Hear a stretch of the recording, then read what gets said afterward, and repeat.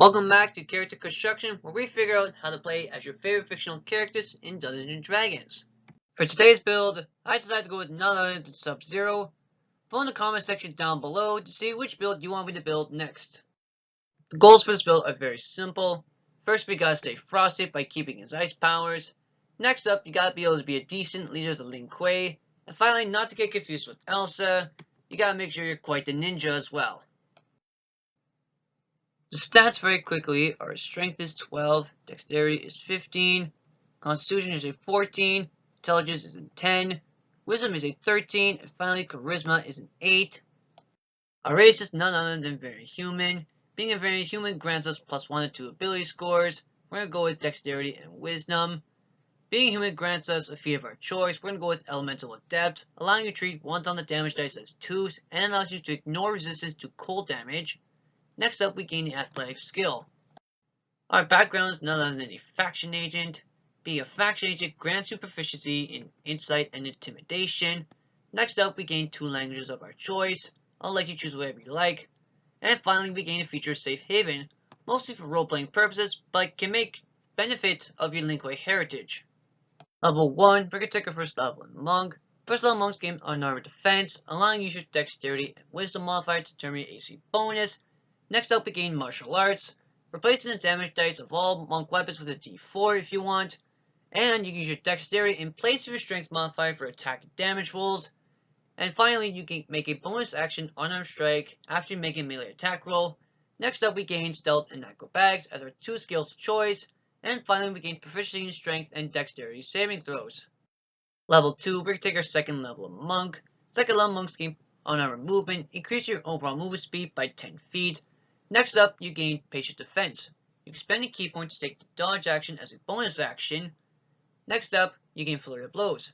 Whenever you make your bonus action unarmed strike for using martial arts, you can spend a key point to make 2 additional unarmed strikes instead of 1. Finally, we gain step of the wind, allowing you to dash or disengage as a bonus action.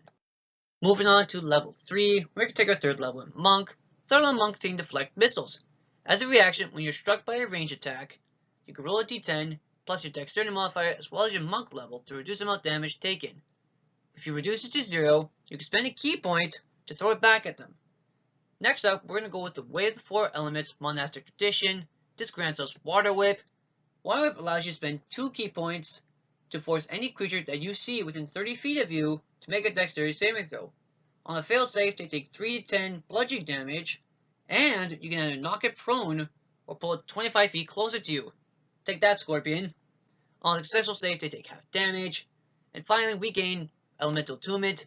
Not overly important for this build, so I'm not going to bother going over all the effects. Level 4, we're going to take another level in Monk. Fourth level monks gain ability score improvement. We're going to put 2 points to our dexterity. Finally, we gain Slow Fall. As a reaction, you can reduce the amount of falling damage you take equal to 5 times your monk level. Level 5, we're going to take our 5th level in Monk. 5th level monks gain extra attack. Whenever you take the attack action, you attack twice instead of once. Next up, we gain Stunning Strike. When you hit a creature with a melee attack, you can spend a key point to force it to make a Constitution saving throw, or stun them until the end of your next turn. Finally, our martial arts increases to 1d6. Moving on to level 6, we're going to take our 6th level in Monk. 6th level monks gain Key Empowered Strikes. This allows your unarmed strikes to be considered magical for the purpose of overcoming resistance and immunity. Next up, we gain Gong in the Summit. Gong in the Summit allows you to cast Shatter by spending 3 key points. Shatter allows you to force creatures in a 10-foot radius to make a Constitution saving throw or take 3d8 thunder damage. Next up, we gain unarmored movement increase our overall movement speed by 15 feet. Level 7, we're going to take our 7th level in Monk. 7th level monks gain evasion. Whenever you make a dexterity saving throw, you take half damage on a failed save and no damage on a successful save. Finally, we gain Stillness of Mind. As an action, you can end one effect that's causing you to be charmed or frightened. Level 8, we're going to take our final level in Monk. 8th level monks gain 1 more ability score improvement. We're going to cap off our dexterity by putting 2 more points into our dexterity. Level 9, we're going to take our first level in Druid. This grants us boost to Druidic and grants us Frostbite. Frostbite forces a creature to make a Constitution saving throw or take 1d6 cold damage and have disadvantage on the next weapon attack roll. Next up, we gain Ray of Frost. Ray of Frost allows you to deal 1d8 cold damage and reduces the creature's speed by 10 feet. Next up, we gain Ice Knife. This allows you to make a ranged spell attack roll, and if you hit, you deal 1d10 piercing damage to the target. And regardless if you hit or miss the target, any creature within 5-foot radius of the target must make a dexterity saving throw or take 2d6 cold damage. Next up, we gain Jump. Jump allows you to triple your jump distance. And finally, we gain Entangle. Entangle forces creatures to make a strength saving throw or be restrained, and any area around them is considered difficult terrain. Next up, we're going to take another level in Druid. This grants us the ability to Wild Shape. However, I'm not going to get into too much detail as it's not important for a build. Next up, we're going to go with Circle to Land for a Druidic Circle. And we're going to pick the Coast to grant us specific spells which will be helpful later on in the build. Next up, we gain Natural Recovery. Natural Recovery allows you to, while you're taking a short rest, recover spell slots equal to half your level. And we gain a bonus cantrip, so we're going to go with Shape Water. This allows you to freeze water and make simple shapes as long as it contains a 5-foot square. And we gain Detect Magic. Detect Magic allows you to detect magic within 30 feet of you, and it can be cast as a ritual, meaning that you don't lose the spell slot, however it takes longer to cast. Level 11, we're going to take another level in Druid. Being a 3rd level Druid grants us ability to cast 2nd level spells, so we're going to go with Hold Person. Hold Person forces a creature to make a Wisdom saving throw or be paralyzed. Keep in mind, you can only target humanoid creatures with this, and because we're a Coastal Land Druid, we gain Mirror Image and Misty Step as bonus spells, meaning you don't have to prepare them, and both the spells are not normally on the Druid spells, which is a big advantage for us. Mirror Image allows you to make 3 clones, and when you are attacked, instead, one of your clones can be hit instead. Misty Step allows you to teleport anywhere you see within 30 feet of you as a bonus action. Level 12, we're going to add another level in Druid. 4th level Druids gain ability score improvement. We're going to put 2 points to our Wisdom, making our Monk and Druid spells better. Next up, we gain Longstrider. Longstrider increases our speed by 10 feet for an hour. Next up, we gain Find Traps. Find Traps allow you to know that traps exist within 120 feet of you. Now keep in mind, you don't know exactly where the traps are, you just know they exist. Next up, you gain Guidance. Guidance allows you to add a d4 to the ability check of your choice as long as you touch the creature and they are willing. Level 13, we're going to take another level in Druid. Being a 5th level Druid allows us to cast 3rd level spells. We're going to pick Sleet Storm. Sleet Storm makes an 80-foot square difficult terrain via making an icy floor. And those that start or enter the space must make a dexterity saving throw or fall prone. Next up, because we're a Coastal Land Druid, we gain access to Water Breathing and Water Walk. Water Breathing allows you to breathe underwater for 24 hours. Water Walk allows you to walk on any liquid of any kind for 1 hour. Level 14, we're going to take another level in Druid. Being 6th level Druid grants us another spell. We're going to go with Protection from Evil and Good. Protection from Evil and Good grants you protection against aberrations, celestials, fiends, elementals, fae, and undead. Creatures of those types have disadvantage on attack rolls against you, and you cannot be charmed or frightened by them. Next up, we gain Land Stride. Land Stride allows you to move through non-magical difficult terrain without costing you extra movement. You can also pass through non-magical plants without being slowed or harmed by them. And in addition, you have advantage on saving throws against plants that are magically created or manipulated to impede your movement. Level 15, we're going to take another level in Druid. 7th level Druids can cast 4th level spells. We're going to pick Elemental Weapon. Elemental Weapon allows you to transform a non-magical weapon into a +1 attack weapon and deals an additional 1d4 cold damage as our element of choice. And because we're Coastal Land Druid, we gain Freedom of Movement and Ice Storm as 2 bonus spells. Freedom of Movement allows you to escape non-magical restraints very easily, and it cannot reduce your speed, paralyze you, or restrain you via magical means. Next up, Ice Storm affects creatures in a 40-foot square.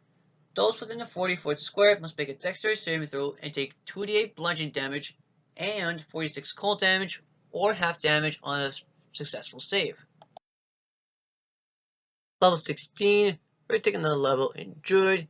Being the 9th level Druid grants us ability score improvement, so we're going to put 2 more points into our Wisdom, making both our Monk and our Druid abilities better. Next up, we're going to pick Locate Creature. Locate Creature allows you to locate creatures within 1,000 feet of you. You seem to know where everybody is in the Mortal Kombat universe, so I think this is an appropriate spell. Next up, we're going to pick Fire Shield. You normally can pick a Warm or a Cold Shield, but we're going to pick a Cold Shield. And whenever you're hit with a melee attack roll within 5 feet of you, the attacker takes 2d8 cold damage. Level 17, we're going to take another level in Druid. Being a nice level Druid allows us to cast 5th level spells. So we're going to pick Cone of Cold. Cone of Cold forces creatures in the 60-foot cone to make a dexterity saving throw, or take 8d8 cold damage or half as much on a successful save. Regardless, if they die from the spell, they are frozen like a statue. And because we're Coastal Land Druid, we gain 2 bonus spells. We're going to go with Conjure Elemental and Scry, because that's what we get. Again, I'm not going to bother going into detail about Conjure Elemental, it's not important. Scrying allows you to attempt to track creatures on the same plane of existence as you, as long as they fail a Wisdom saving throw. The Wisdom saving throw is affected by how well you know them, as well as your connection to them, like a body part or a painting of them. So unfortunately, if they're not on the same plane as you, like in Netherrealm or in Outworld, you're out of luck. Moving on to level 18, we're going to take another level in Druid. This grants us another spell, so we're going to pick Dark Vision. Dark Vision grants you literally Dark Vision for up to 60 feet for 8 hours. And we get Nature's Ward as part of our Druid Circle. Nature's Ward makes you immune to charm or frightened by elemental creatures or fey creatures. And in addition, you are immune to poison and disease. Maybe that explains why you live so long. Next up, we gain Stone Skin. Stone Skin allows you to resist non-magical piercing, slashing, or bludgeoning damage with concentration. And finally, we get another candidate, so we're going to pick Resistance. You can touch a creature and give it a 1d4 bonus to 1 saving throw. Helpful for your Lin Kuei, but it can also be for yourself or for your allies. Maybe you are a team player after all. At level 19, we're going to take another level in Druid. This grants us Investiture of Ice. With concentration up to 10 minutes, you're immune to cold damage and have resistance to fire damage. Because after you Scorpion, you can move across difficult terrain created by ice or snow without extra movement. In addition, a 10-foot radius around you is considered difficult terrain for creatures other than you. In addition, as an action, you can create a 15-foot cone of ice. Each creature in the cone must make a Constitution saving throw.